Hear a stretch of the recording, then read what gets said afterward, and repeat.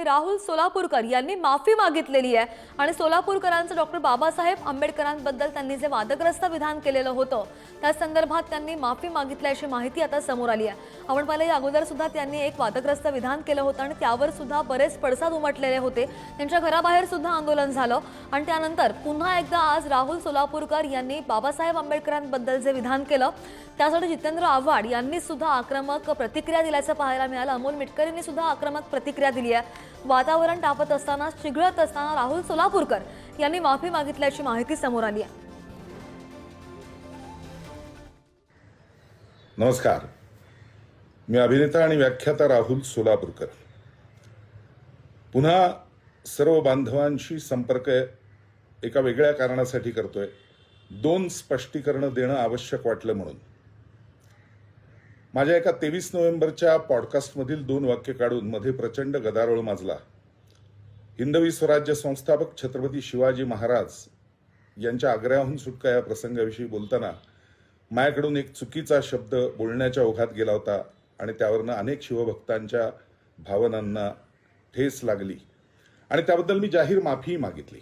माझं त्यातलं म्हणणं एवढंच आहे की मला तो शब्द असा विषय नव्हता, तर महाराजांच्या राजनीतीविषयी बोलायचं होतं। त्याचं कारण त्या विषयावर अनेकांनी व्हिडिओ केलेले आहेत, जदुनाथ सरकारांपासून अनेकांची कागदपत्र त्याविषयीची उपलब्ध आहेत। मला फक्त महाराजांनी हुंडी वटून राजकारण कशा पद्धतीने केलं आणि सुटका करून घेतली हिंदवी स्वराज्यासाठी हा विषय बोलायचा होता। पण लाच हा शब्द बोललो आणि त्यामुळे अनेकांच्या भावना दुखावल्या। त्याबद्दल मी जाहीर माफी मागितली, आजही परत मागतोय। आज एक नवीन विषय परत समोर आलाय। भारतरत्न बाबासाहेब आंबेडकर यांच्याविषयी मी काही वक्तव्य केलंय असा। छत्रपती राजर्षी शाहू महाराजांची भूमिका करताना त्याच्यामध्ये एका प्रसंगामध्ये एक विषय होता की वेदांमधलं एक वाक्य आहे, धर्मोश्चर्या जगन्य वर्णः पूर्णम पूर्णम वर्णम आपद्यते जाती परिवृत्तौ।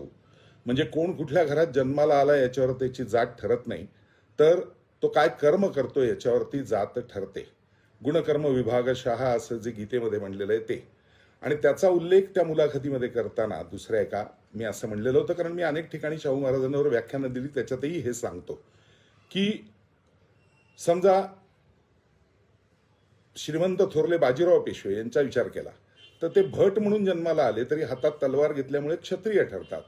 या न्यायाने मी म्हणलं होतं रामजी सकपाळांचे चिरंजीव भीमराव आंबेडकर हे अभ्यासाने इतके मोठे झाले की त्या अर्थाने ते ब्राह्मण ठरतात। हे वेदांमधलं जे वितरण आहे चातुर्वर्ण्याचं त्याविषयी मी बोललो होतो आणि ते गुणकर्म विभागशः आहे असं मी बोललो होतो। त्यातलीच 2 वाक्य काढून आज पुन्हा काही लोकांची मनं कलुषित करण्याचा प्रयत्न केला जातोय। मला प्रामाणिकपणे एवढंच सांगायचंय, गेली 40 वर्ष या जीवनात वावरत असताना भारतरत्न डॉक्टर भीमराव आंबेडकर असतील, हिंदवी स्वराज्य संस्थापक छत्रपती शिवाजी महाराज असतील, स्वामी विवेकानंद असतील, श्रीमंत थोरले बाजीराव पेशवे असतील, स्वातंत्र्यवीर सावरकर असतील, अनेक विषयांवर मी जगभर व्याख्यानं देतो आणि ती अत्यंत या सर्व व्यक्तिमत्वांपुढे नतमस्तक होऊनच देतो। 40 वर्षात